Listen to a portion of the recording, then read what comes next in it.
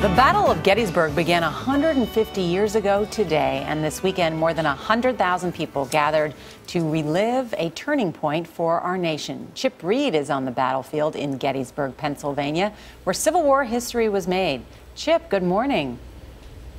Well, good morning, Nora. As you can see behind me, the reenactors are already out here. That is the Iron Brigade of the Union Army. And in fact, we are standing at what is known as the high water mark. This is where the Union forces had what many consider to be their most important victory, a decisive turning point in the Civil War.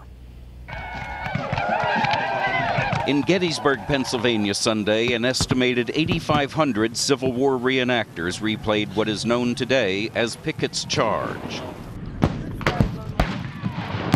It was the decisive battle on the third and final day of Gettysburg.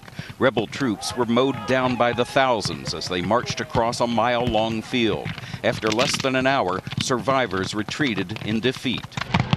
In the reenactment and in photos taken in the days after the real event, Confederate bodies littered the battlefield. For top Confederate General Robert E. Lee, it was a devastating loss. The battle was the turning point of the war. I mean, had the North lost here at Gettysburg, then it's possible that Lee might have gone into Baltimore, Philadelphia, and the whole tone of the war might have changed. On Sunday, the 150th anniversary of Gettysburg was commemorated on the battlefield. Oh, say, can you see? Country music star Trace Adkins, a lifelong member of the Sons of Confederate Veterans, sang the national anthem.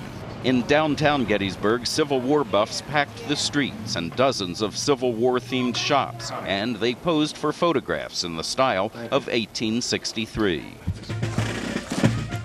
After dark, there was a solemn candlelight procession to the cemetery where 3,500 Union dead are buried, the same cemetery where Abraham Lincoln delivered the Gettysburg Address.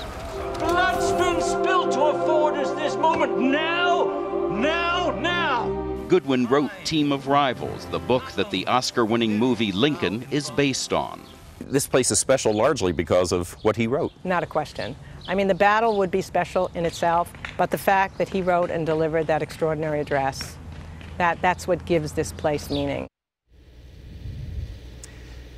Goodwin says, and a lot of tourists I've talked to agree, that the most striking thing about this battlefield is that so much carnage here happened 150 years ago, and today it is just extraordinarily tranquil. Charlie, Nora, and Gail? It's an amazing story. Lots of books coming out now on the 150th anniversary.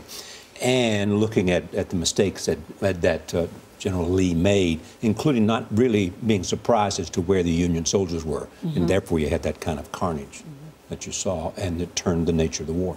And 150 years later, people still go out and reenact. I think that's amazing.